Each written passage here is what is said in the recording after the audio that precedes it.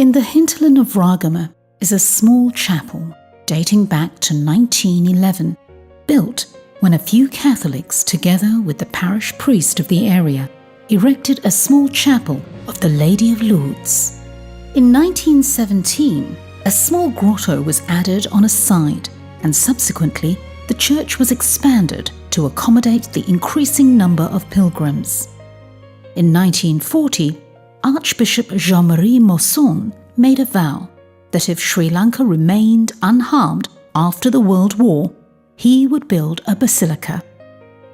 These are the origins of the National Basilica of Our Lady of Lanka in Thewatte Ragama. The land around the basilica was bought from a local family and originally was called Orange Hill Estate. However, unfortunately, Archbishop Masson was unable to see his vision through, and it was his successor, Archbishop Cooray, who saw the construction of the basilica through to its fruition.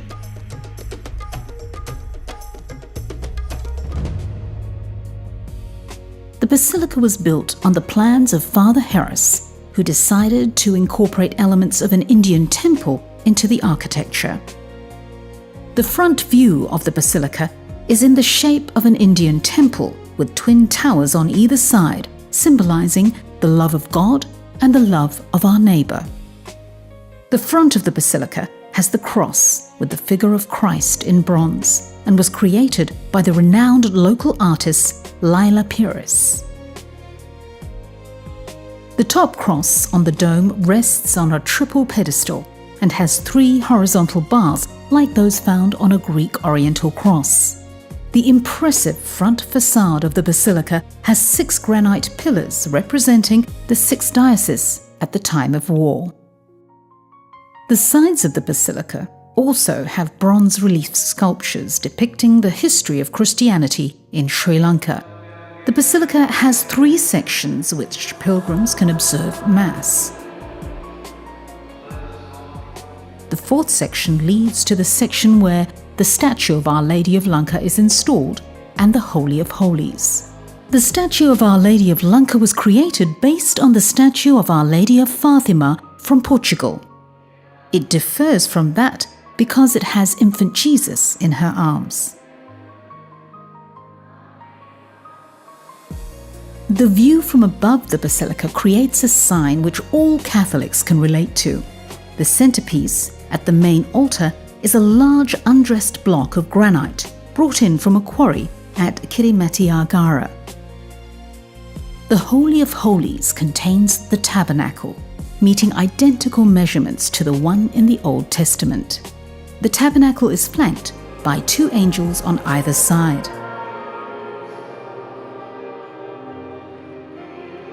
There is a beautiful chapel below the main level, the Blessed Sacrament Chapel, and also is the location of the crypt where Cardinal Cooray lies buried.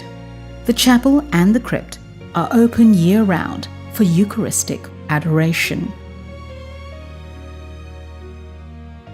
Outside the basilica, the spacious gardens and grounds have a myriad of features and locations for one to imbue. The meandering pathways winding among lush trees, which were planted by Cardinal Cooray, who was a proficient botanist, creates a quiet aura. Numerous varieties of trees such as nar, mahogany, kumbuk and kohomba provide shade and respite for the pilgrims who come, some from very distant locations. Following a pathway with depictions of the last days and moments of Christ before crucifixion leads one to the new grotto. The grotto was created by blasting the rock and using the stone to build sections of the basilica. On completion in 1959, the grotto was opened. At the entrance, there is a piece of rock from the original grotto of Lourdes.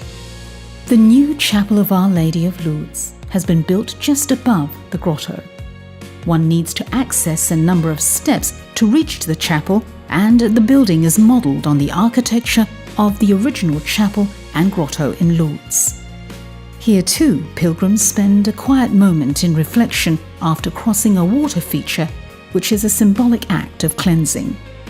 The grounds of the basilica also have a lake the water in it is sourced from a natural spring.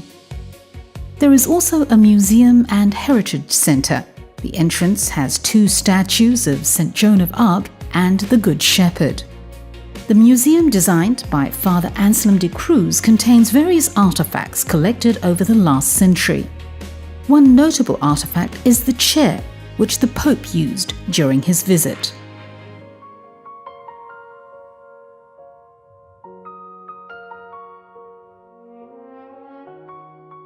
The basilica and its spacious gardens provide a haven for many pilgrims who pass through and attend Mass.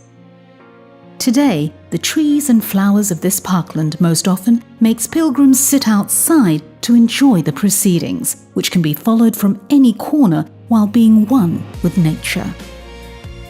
The Cardinal Masson's vow and Cardinal Couray's dream came into being after the basilica was completed and the vow fulfilled. The hopes of all Sri Lankan Christians were realized as Mary Immaculate was crowned as Our Lady of Lanka, and the basilica rises above the Ragama skyline as a beacon for all its followers.